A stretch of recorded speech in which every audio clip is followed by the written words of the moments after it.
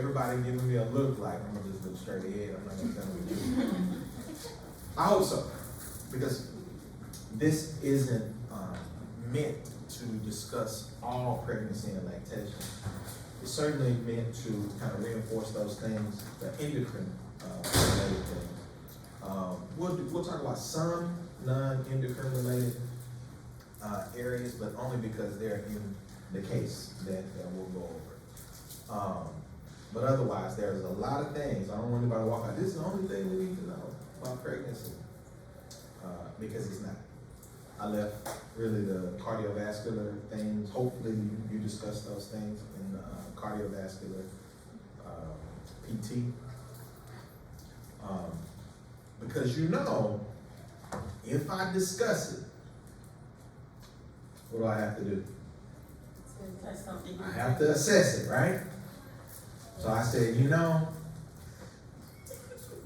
what if we didn't learn it in cardio? I can talk about it if you want me to. Want me to? No. This is what? P2 spring? Okay. You talked about cardio though already.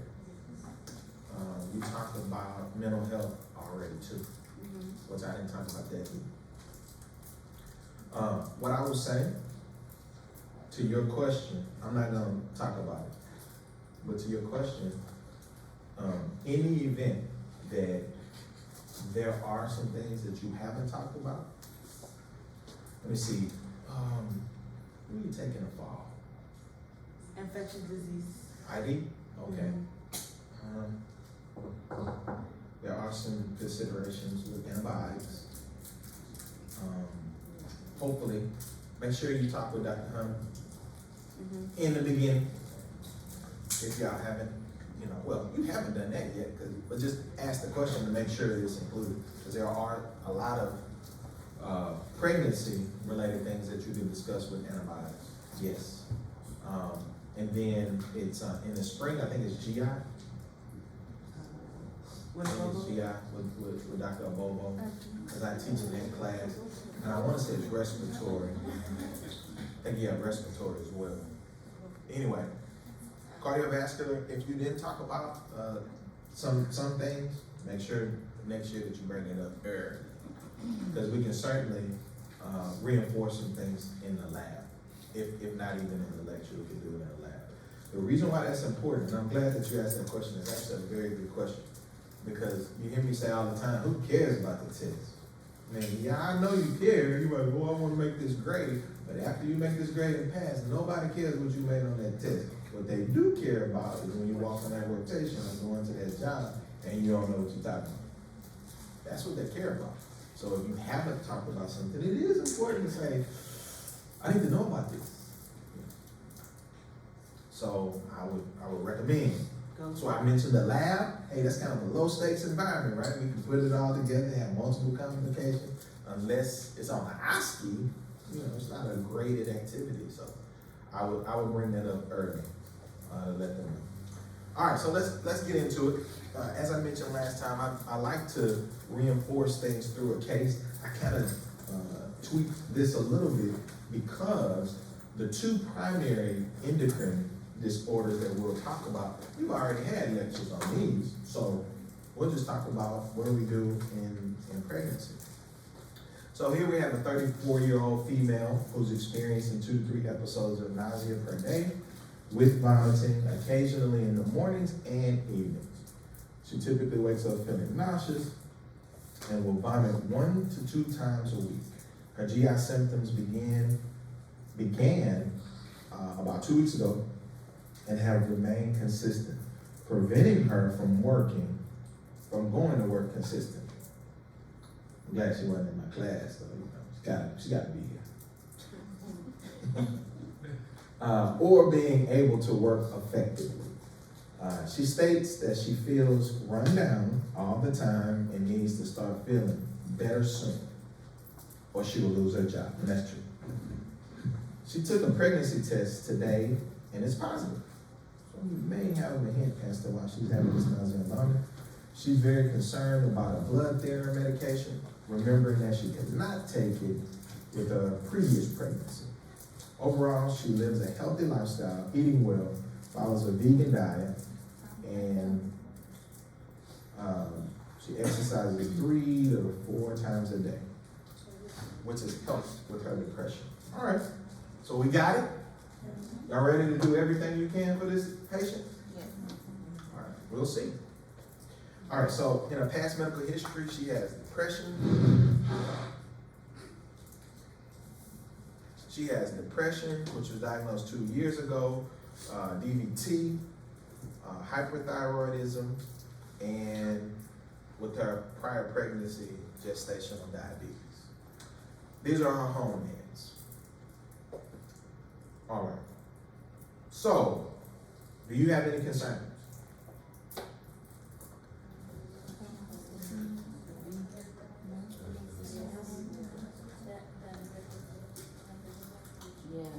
Shout it out. I can't hear you when I the would have to whistle. see her live.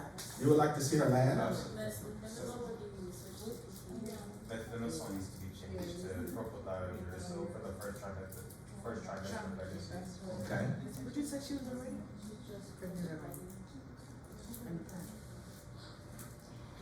All right, you want to change her hypothyroid medication? Anybody else want to make some adjustments? You want some labs? But what stage of pregnancy is she at?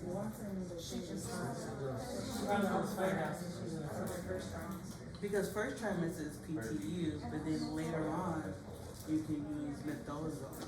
I mean, it is technically possible that she could be past the first trimester. She's been pregnant before.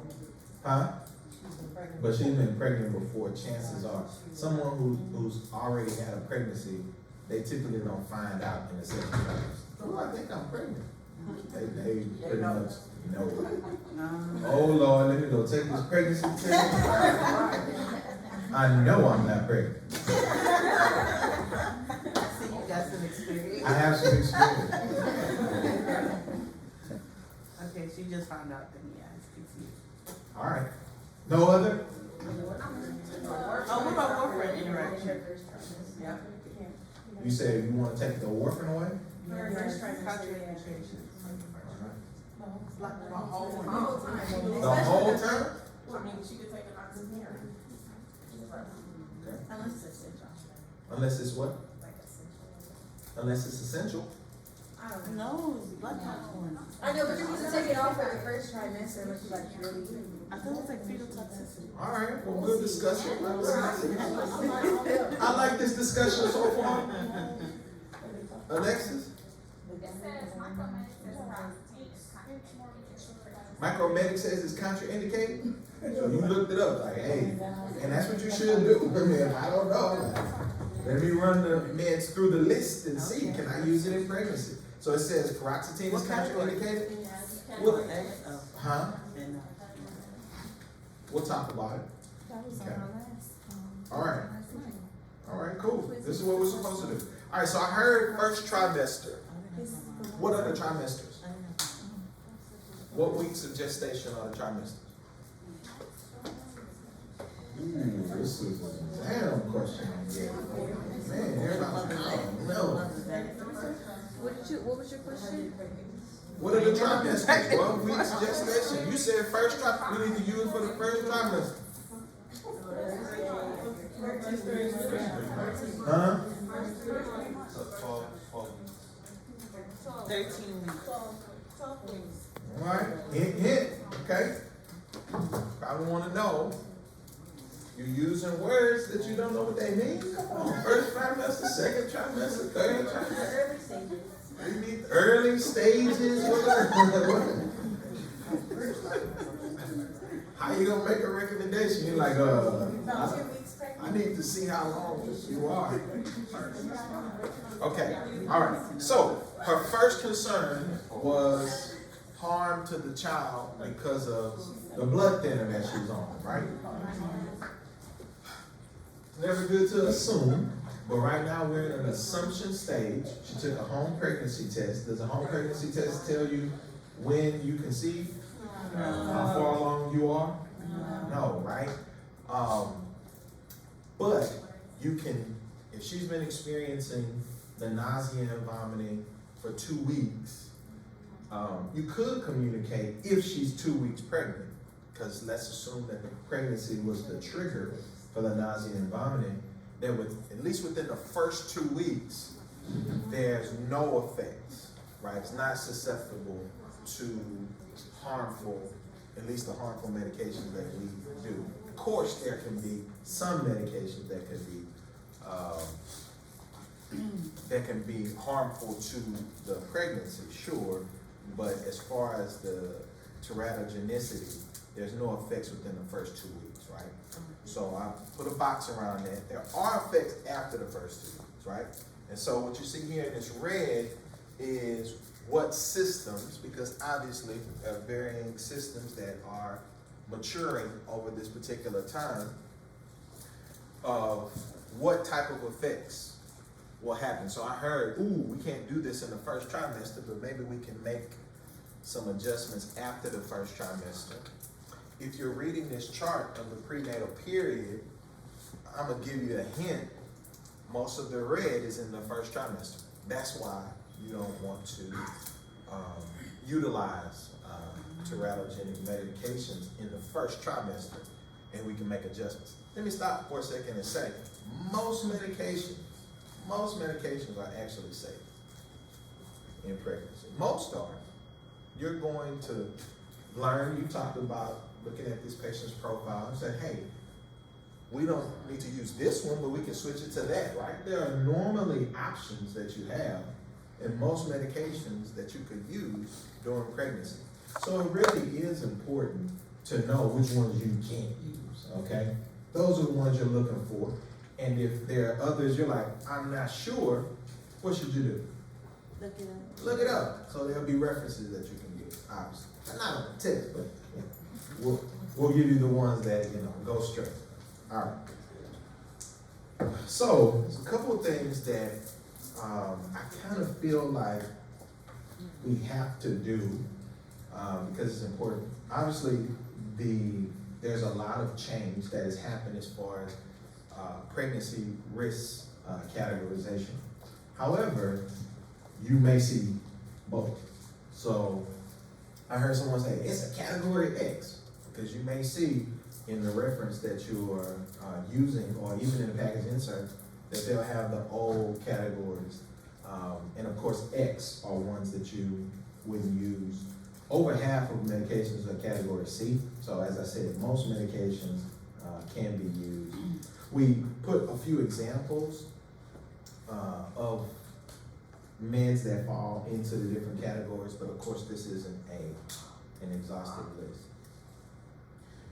The ones that are really important to our discussion today is if it's a category D. Category D means, yes, we found harm, but the benefit of the medication probably outweighs the risk, okay? Does not mean, oh, no harm. It means, yes, we found some, but it's probably more beneficial to use it. X means that the risk of using the medication is greater than the benefit. So if something is a category X, you don't want to use. If it's category D, you just want to educate the patient that it could be harmful, but the benefits of using the medication outweigh the risk, okay? Or I heard someone mention paroxetine, and I think I may have taken it out, I'm not sure, but I can tell you about paroxetine. Paroxetine may be listed as a medication that's contraindicated because there was a study that came out that it could be potentially harmful to the fetus. But all other evidence has shown that that's not true. So instead of them saying, hey, we don't believe this study, they put it as, it could be a risk, but for the most part, SSRIs and SNRIs are the treatment of choice during pregnancy for depression or anxiety, okay? So, in this particular, not in this particular case, I forgot to tell you, the reason why I took it out, well, she mentioned that since exercise, she stopped taking the medication. So I forgot to do that. One of the things that I always say that you want to look at when you're doing a review of the medication, find out when it was first filled, right? And then how many refills are remaining. It'll give you some kind of indication of what? If they're taking it. Of adherence, right? It'll tell you, are they taking it or not? Chances are people don't, most of the time, they don't care about fooling you of whether or not they're taking their medication. You know, I'm gonna buy it just so they won't think that I'm not taking it. They don't do that. Even though sometimes they do, okay? Older people, they do. You can go look in that medicine cabinet, you see meds up, and they're like, why are you still getting this pill? I don't want them to get mad at me and stuff, fussing at me for not taking it. But you're not taking it. It's an as needed basis. Yeah, exactly. So elderly, you may see that happen, but most people don't. So on this particular one, it was filled over a year ago, and there's still refills left, so that's probably a hint that they're not taking it. So she's not taking it. She's feeling good. So we don't really have to worry right now about the paroxetine. All right, but of course, there's new labeling. The ABCDX has been removed, and it was supposed to be removed, but obviously, you know, it's not. Maybe one day it'll be removed. And there's a new categorization that's really based on, and well, I won't say categorization, but it gives you, well, they put it in different categories now, but based on these 4 principles, that they give you to give you more information. I don't know. I don't 100% like the new system. I like the old system a little better, but you know, we're in the new system now. I haven't seen where it's more helpful in us making determinations, but somebody does, and it's changing. Okay. Just to kind of explain a little bit, you know, of what happened. Still has 3 categories. The first category now includes the pregnancy and lactation. The first category takes the place of the older 2 categories of pregnancy and labor and delivery. Okay, so this is from conception all the way to childbirth, right? That's in the first category. Now, in the second category, it covers lactation. So this is postpartum. What should we do? So we'll talk about, you know, the first 2 categories today. But then the last category is really talking about, you know, recommendations as far as pregnancy testing, contraception, before, during, and after. So it follows what we'll be discussing. What we have been discussing overall. What about that, you know, time period of just the testing and contraception and other things that affect female health? All right. So, concerned about teratogenicity, these are just some of the common demands. I highlighted or boxed the ones that we've talked about, you know, in this course. She's not on any hormonal therapy, but of course, I keep doing that. If we had a patient that's on hormonal therapy, that would be a concern. She is on warfarin, so we'll talk a little bit more about warfarin. I heard that during the first trimester, there are some issues. Yes, there are fetal issues during the first trimester. We'll talk in more detail about it. We've talked about oral hypoglycemics already. I'll talk more about that later. And then I heard about methimazole and PTU. They are harmful, but the benefits outweigh the risk, and I'll talk about that in more detail. NSAIDs, you want to avoid NSAIDs as well because they could be harmful to the child. All right, so let's just talk about the pregnancy issues, though. One of the things that I keep doing, one of the things, nausea and vomiting. So very common in pregnancy. It typically occurs in weeks 4 to 6 of gestation. So, as I said, we're assuming that the nausea started 2 weeks ago, and maybe she's 2 weeks pregnant, but that's probably not a good assumption. She may be further along than that. Because, as I said, this is really when the nausea and vomiting starts, and it normally ends in around 14 to 16 weeks, okay? There are some non-pharmacological things to do, and this is something that I highly recommend, okay? So I know you're a pharmacist and you want to give everybody medication, but this is one of those things that, you know, you definitely want to give people non-pharmacological options, all right? So let them know, you know, about foods, you know, that's, you know, I will say this is one of those areas where the non-pharmacological parts are just as beneficial, I would imagine, as the pharmacological, what they need to do, all right? So giving them this information, I don't think most people factor this in. So, like small snacks, you guys have heard of morning sickness, right? Does it only occur in the morning? No. Nope. I don't know why I got that label, morning sickness. But morning sickness normally occurs on an empty stomach. So getting in the habit of small snacks, even if it might be crackers, can be helpful and beneficial, okay?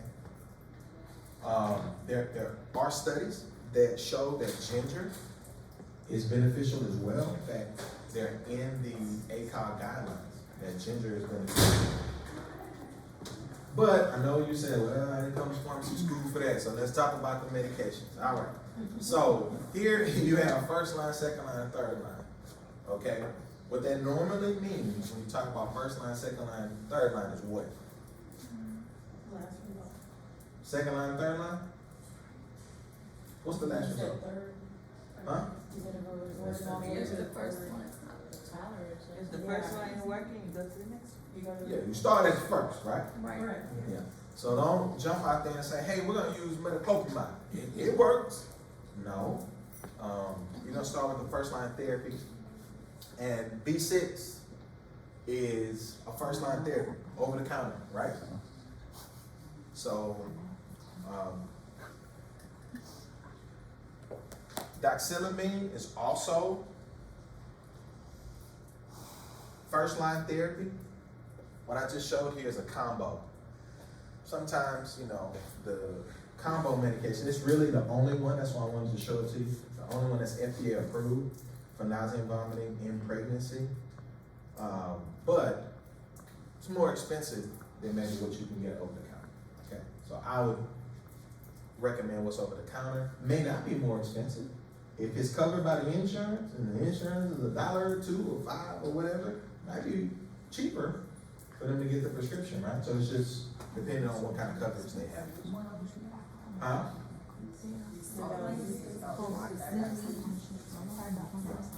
But your typical anti-emetic agents that might be used are second or third line therapy, okay?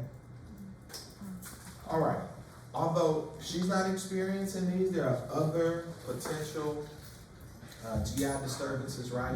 Of constipation or GERD or hemorrhoids. Put the percentages there because it's common, all right? But it's the same type of treatment options that you might use in other situations. The key things that I want you to take away is what to avoid, right? So, no castor oil, no sodium bicarb. You want to avoid those kinds of agents.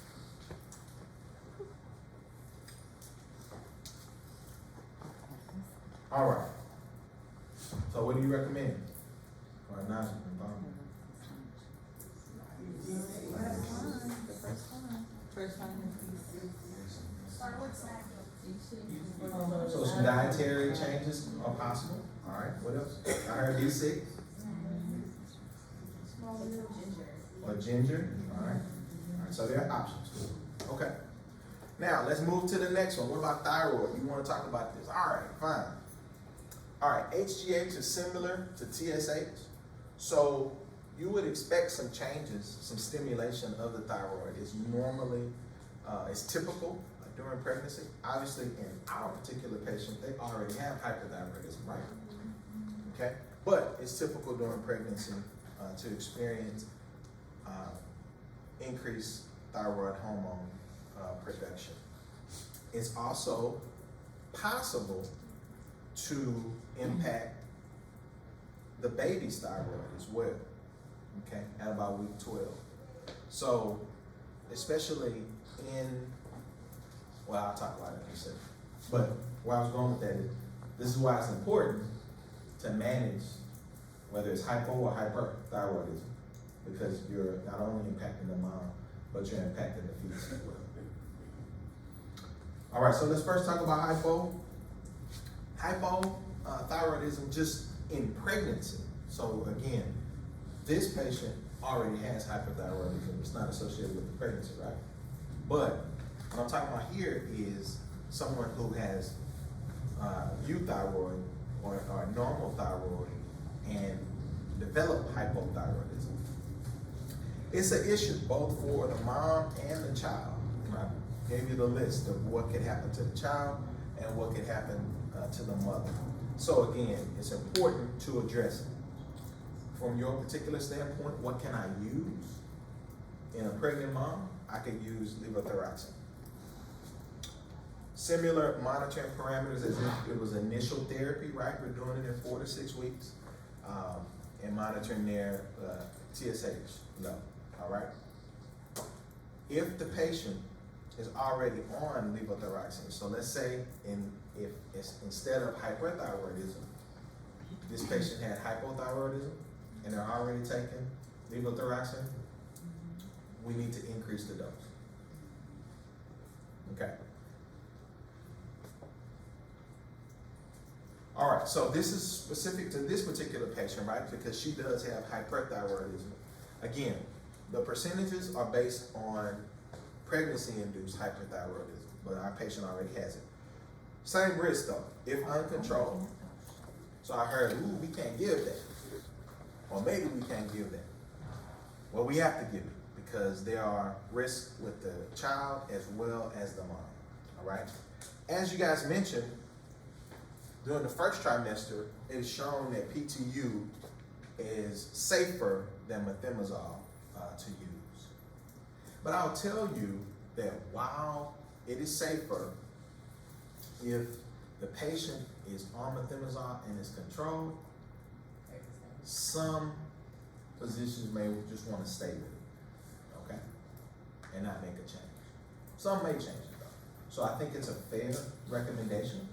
It's a guideline-based recommendation, but this is one of those areas where switching medication and now it's not working effectively may cause more harm to both the mom and the child, okay? So are you saying if the methadone is not, whatever the name is not causing any like harm to the baby, it's still okay to give it?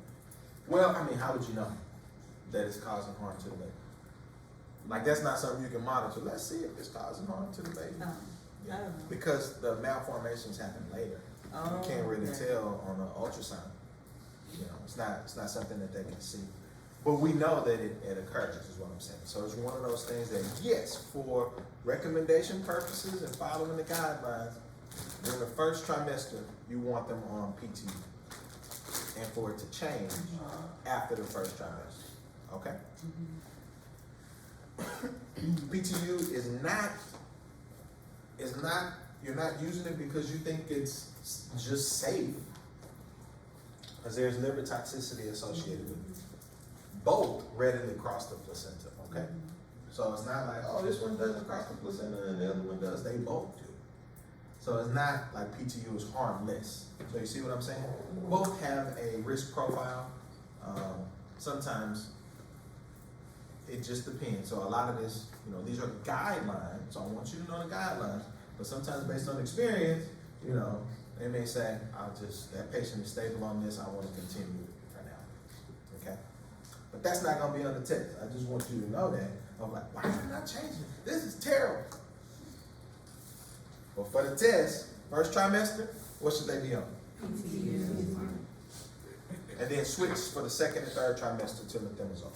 All right? All right. So this patient had a history of DVT. Actually, VTE is, what's VTE? Oh, I know what it stands for, it's right there. But what is that? A blood type for Give me some diagnoses.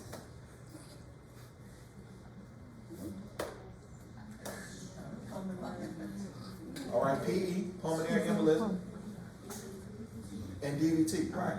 So both pulmonary embolism and DVT are VTE, okay?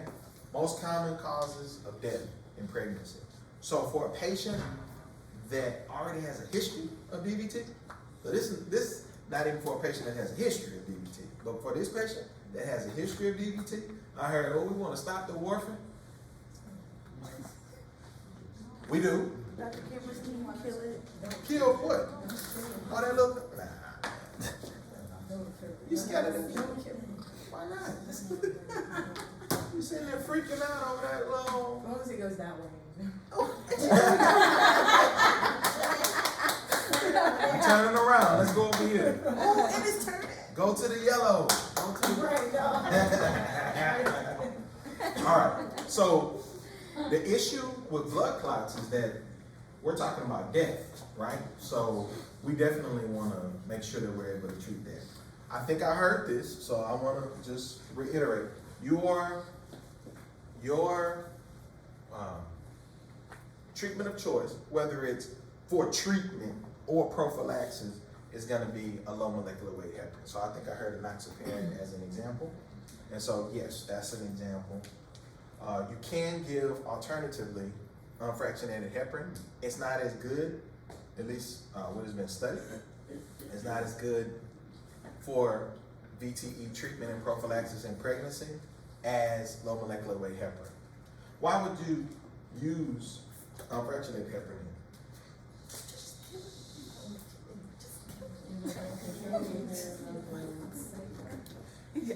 There won't be a time where it's uncontrolled by a low molecular weight heparin. So you need to switch to the unfractionated. That don't exist. Huh? No. That's saying fondaparinux if they're allergic to heparin. So if they're allergic to heparin, you can use fondaparinux, but that's not, that note is not for unfractionated heparin. Well, huh? The question is, if low molecular weight heparin is better, when would I use unfractionated heparin?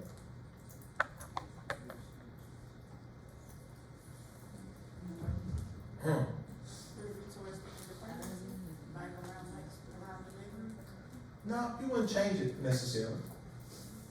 It's a good thought, but you don't have to change this one. emergency. Emergency. No. Low molecular weight heparins are expensive. Okay. So if it's something that they can't afford, unfractionated heparin is cheap. Okay, so it's effective, certainly effective. But low molecular weight heparins are your drugs of choice, but they can be expensive. So if the patient can't afford it, then you want them to use unfractionated heparin. The only time you want to say, no, we need to use warfarin is for someone with a heart valve, a mechanical heart valve, okay? That's the only exception. And then even then, it's not clear. As far as the benefits of warfarin in patients with a mechanical heart valve, it's better than low molecular weight heparin and unfractionated heparin. So it's one of those things where you're saying risk-benefit, right? You know, it's like, okay, they're gonna die versus let's just see, it could happen, it could impact the child. Doesn't 100% in all pregnancies impact the child. But someone at high risk of a VTE, they could die without being on some form of anticoagulation, all right? So warfarin is better than the other two options in a mechanical heart valve patient. But there's still opportunity to use less warfarin, okay? So doses less than 5 milligrams have shown to have a lower risk of harm. So if you have to reduce the dose, and you're still concerned because maybe the INR is not a goal, then you can have a lower dose and still use either unfractionated heparin and a low molecular weight heparin in those heart valve patients, okay? So there's ways to try to limit the risk as much as possible. Oh. All right, any questions about that before I move to the next? It's raining. Yeah. Oh, ringing, I thought you said raining. I hear something ringing, I thought it was just in my ear, but I hear it. And you didn't think there was nothing wrong with that? No, I thought it was just in my ear. Yeah. Nah,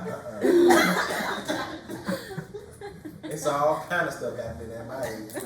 Like, this is normal, I don't know, I hit something. But if y'all hear it, I'm like, oh, this is something real. All right. I don't hear the ringing anymore. Yeah, it's raining. So it went away. All right. So it wasn't me.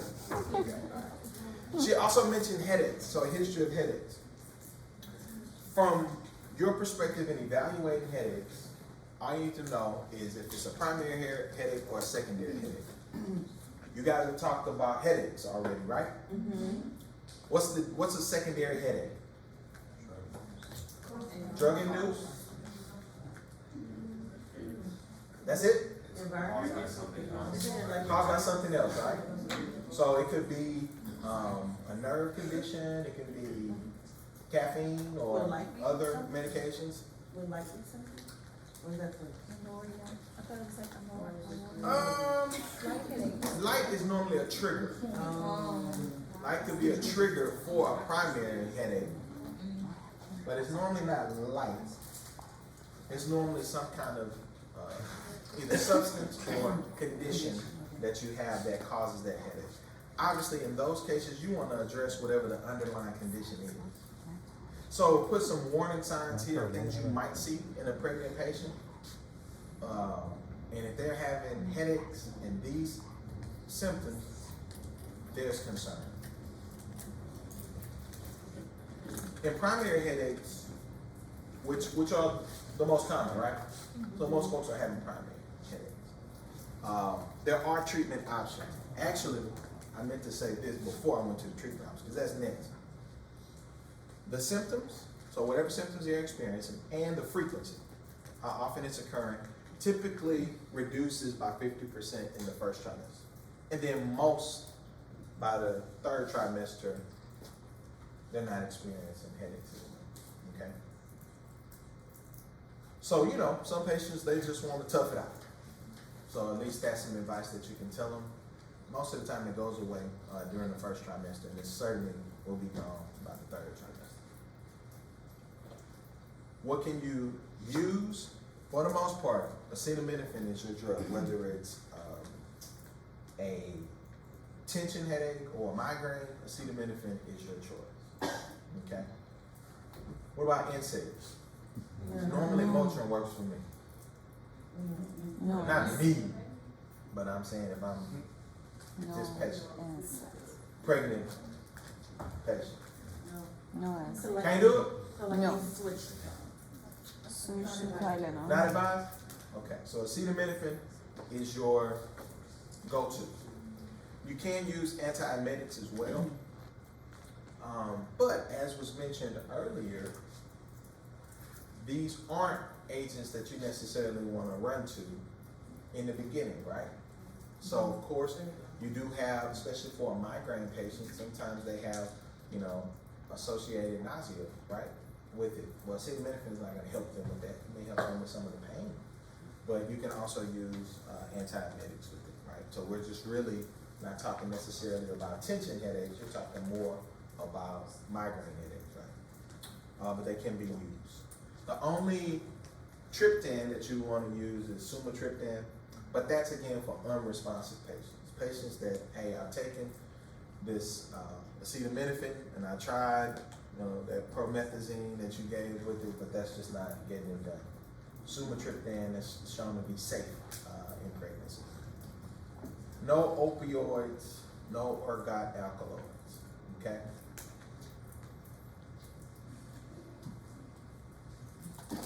All right, you want to see some labs. So here we go. Came in for the checkup, week 25. Here are the labs. She was diagnosed with gestational diabetes. What do you recommend? You guys have taken the diabetes. So we have You ready? You ready? Insulin is number one. Insulin is number one. It's preferred. It's the most preferred. All right. So this most commonly happens a little later in pregnancy.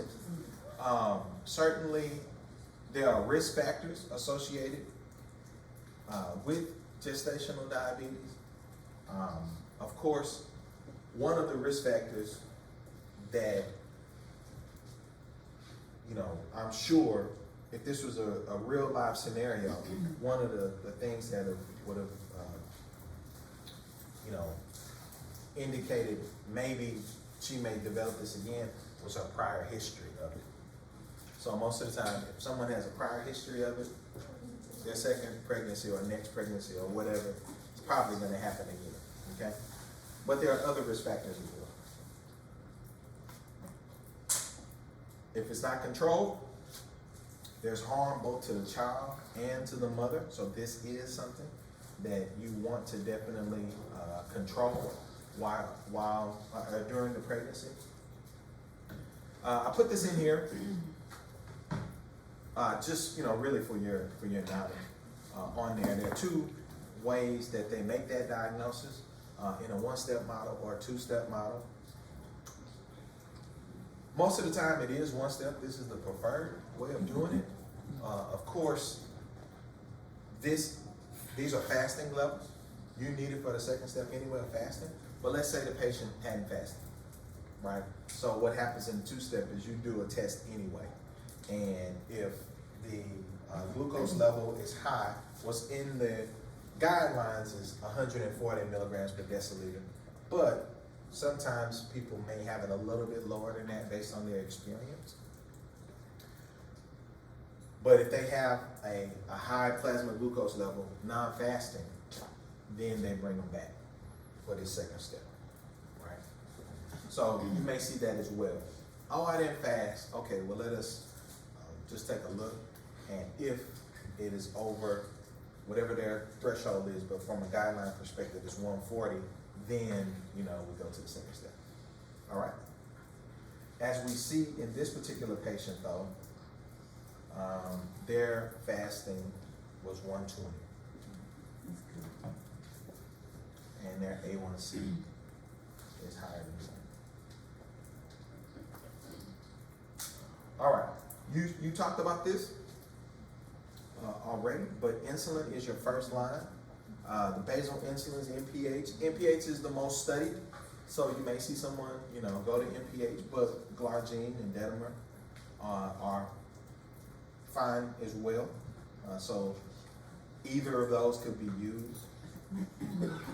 Degludec can be used. There isn't data that has shown that it's harmful, but of course it has much more limited data than the other three.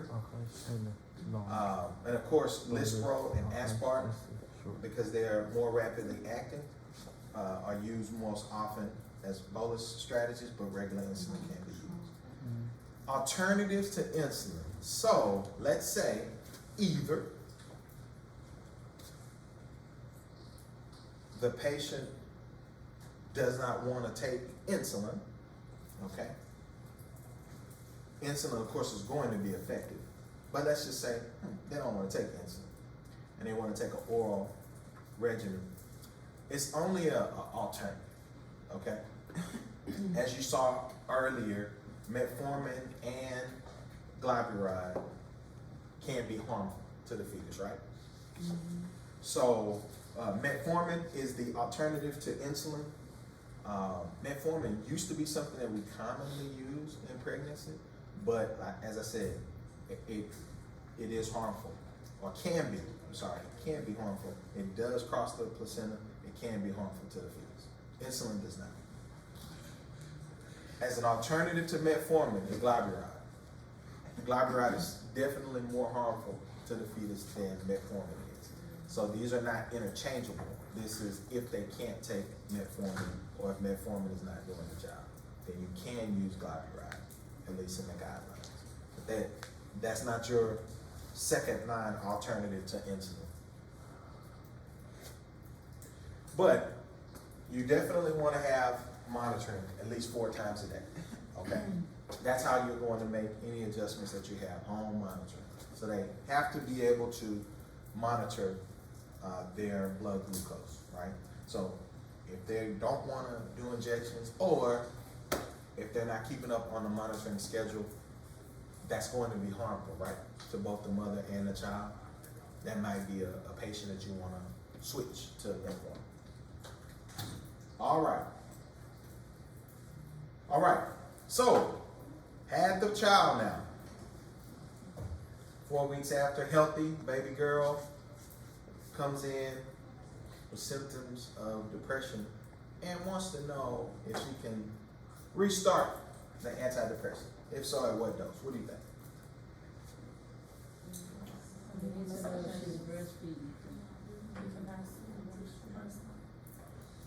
But you did say that based on the study at low dose is approximately there that they already cause people toxicity, right?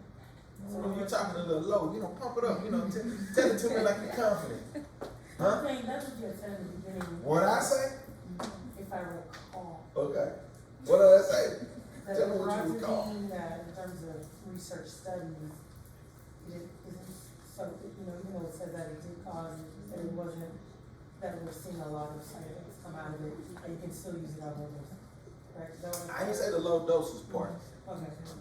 The low doses was warfarin. Okay. But We can switch it to something else, yeah. you could. Another SSRI. You could switch to another SSRI or SNRI, or you could use paroxetine. All right. So again, we talked about pregnancy, right? Risk to the child, risk to the mother, but obviously after delivery, there's still some risk, especially if the mom is breastfeeding, right?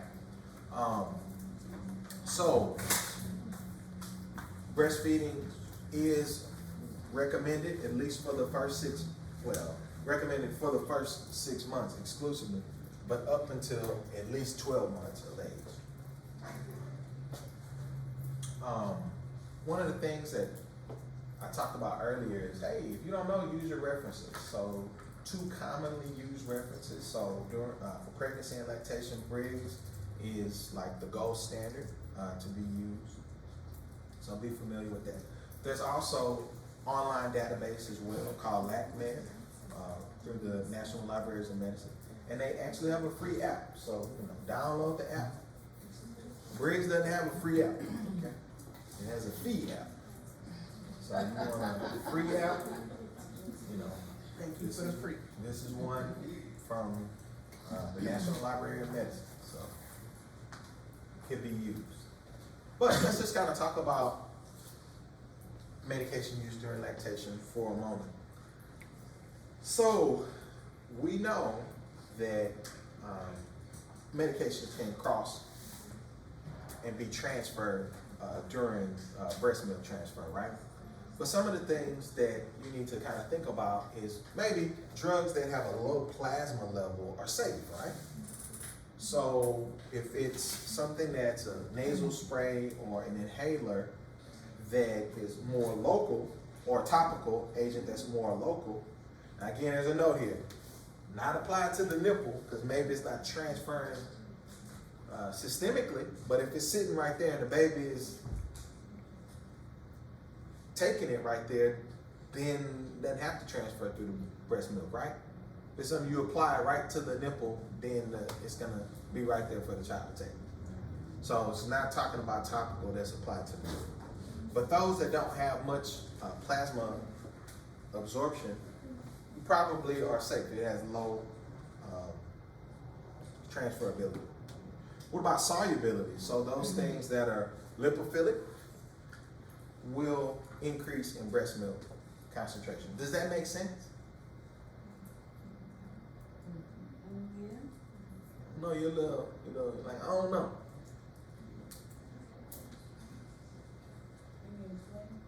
Huh? Can you explain? I want to hear from you. Maybe because it can cross barriers.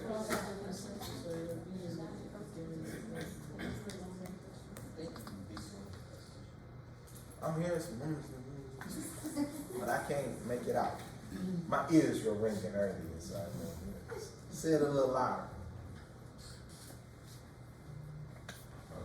It can be stored in the breast tissue, or because it's considered fat, so it can be stored in any sort of like place where fat can be, where there's fat, and it can transfer to the breast tissue to the baby.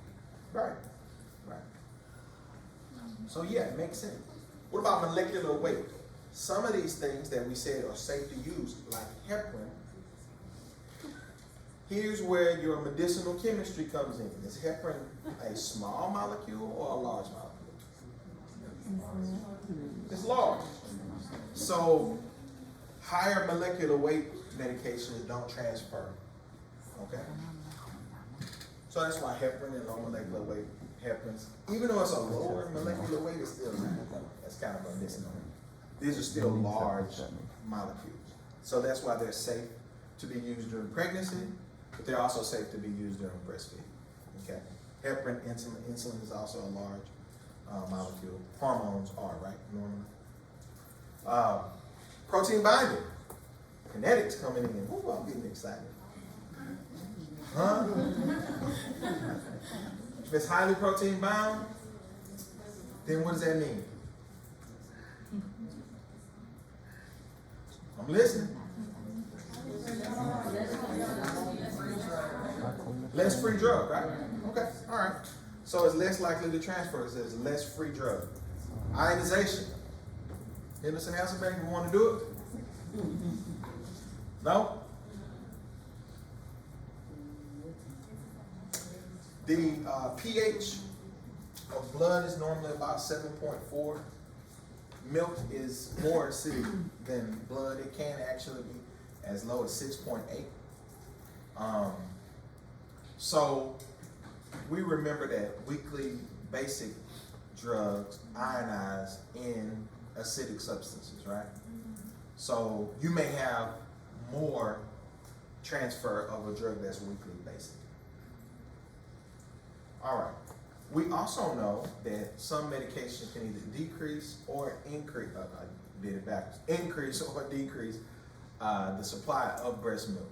So this is just something to watch out for. In most cases, so you may see some recommendations of using domperidone to increase the breast milk, but that's not FDA recommended anymore to do that for that purpose, because it actually can be harmful to the fetus as well. We talked about metoclopramide, right? So metoclopramide can be used, right? But it's one that may have some harm. So in the case, actually, those first two have been used to increase the supply of milk before, but again, like I said, it's not really recommended. So if you're going to use one, it'll be metoclopramide that's used. But we also have some agents that decrease the breast milk. So on these, we may want to look at what the patients are taking. Remember I said when we're doing a review of what they're doing, to see if they're not getting adequate nutrition for the baby, then maybe we want to look at some of these medications and changing them.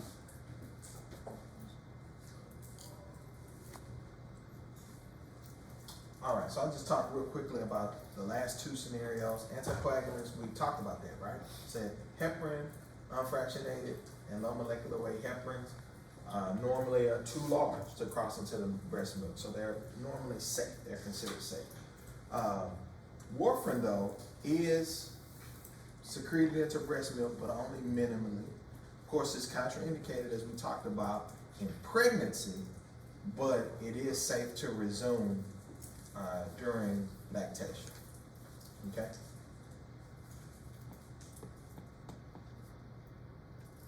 I think I mentioned this a little bit earlier. There are some antibiotics that are safe to use during lactation. You'll see penicillins used very commonly. Cephalosporins and macrolides are very commonly used during this particular time. Agents that you don't see used very often, tetracyclines and fluoroquinolones. Why? You don't remember?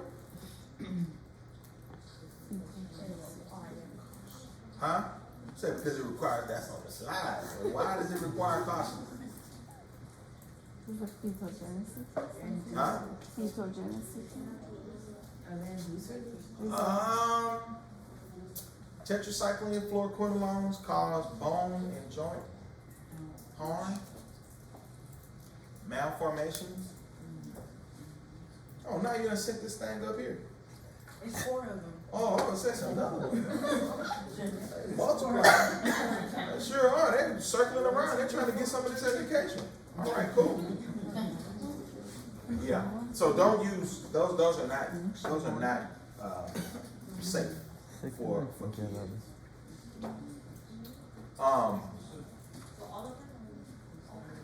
Yeah. I just asked you, do you remember? I know y'all had to talk about this already, but I forgot you doing ID. But you talked about antibiotics before, I would assume. Was that a question? Yes. For the drugs that you switch during pregnancy, Say it one more time. for the drugs that you switch during pregnancy or something else, Yeah. can you just continue with them after pregnancy, or you can just switch them back to whatever? Give me an example. Like warfarin. So like warfarin, yes. That's a good example. You're during pregnancy, you're using a low molecular weight heparin or unfractionated heparin. After pregnancy, she's okay to go back to warfarin. Obviously, during that time, I'm sure you talked about bridge therapy, right? I can't just stop the heparin and start the warfarin, right? It takes a little while for the warfarin to inhibit factor 2. Factor 2 and factor 7 and all the rest of it. That's the main one that you're gonna be looking at. It takes a little while, at least 60 hours for the first inhibition. So it's gonna take at least 5 days. So you probably have to bridge it. But yes, you go back to work. So good question. No, she wasn't on any of these, but these are also commonly used medications that need a consideration. As I mentioned, most medications though do not, but these are just common ones that are like, oh, do not use these or do use these. These are safe and okay. Kind of the reason why I included this, but again, I'm not talking deeply about this. Pregnancy, do you have infection risks? Yes. So to be considered, we talk about group B strep, there are urinary tract infections, there can be other diseases like sexually transmitted diseases that could occur. Antibiotic use is very common both for the mother and the child during this time period, right? But that wasn't in this particular case. Seizures, are those problematic? Yes. Yeah, so you can have pregnancy-induced seizures. So someone who doesn't have a history of epilepsy, you could have epilepsy during this particular time. So it's something to monitor as well. So that's why this is included. And I said this often comes up when you're talking about pregnancy. But for our particular patient, we didn't have concerns in that area. So I just kind of included this for something that you should know, just kind of as walk around knowledge. So you should all know, hey, drugs of abuse, it shouldn't be taken, right? During pregnancy or not. Well, I'm just saying, during pregnancy or lactation. Now, no pregnancy, no lactation, that's your business. But it's harmful both to the fetus mostly, but also to the mom.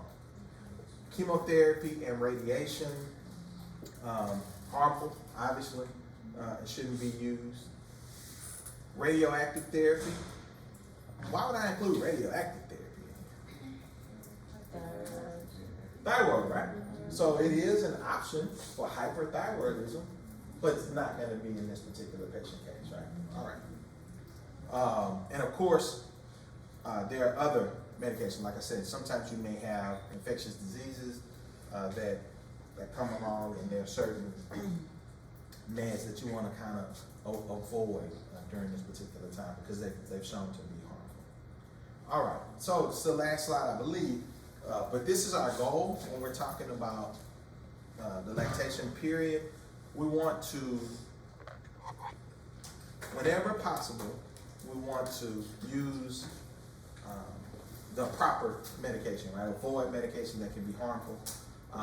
We want to, just some kind of notes, meds that have a short half-life. So some of those, if you go back and you look at the pharmacokinetic profile of some of those medications, you say, oh, that does cross the placenta, but it has a short half-life.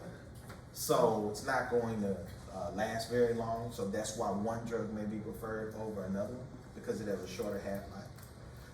You want to use medications that are highly protein bound. We said before that means that that's going to have a lower plasma level concentration, so it won't cross into the breast milk or during pregnancy, during the placenta. You also want to use meds where there's published data available that is safe. Unfortunately, you're going to look at some resources and it's going to say no data or limited data. So there's no data. We don't know if it's harmful or not. Are people doing a lot of studies in pregnant patients or lactating patients? Probably not. Not a lot of moms saying, yeah, I want to do that. That you test on you, right? So there are not a lot of studies that come out on it. So there's limited data that exists. All right. I think that's the last one. Any questions? If I gave you this case and say, work up this patient, could you do it? Yes. What could I do to change it to say, oh, I can't do it anymore? Go and change. I mean, maybe I don't give you the exact same case, but how could I change it? That you tell me, oh, that's not the same. He may give us. She's not pregnant. Well, you should have. I mean, you've been taking care of a whole bunch of non-pregnant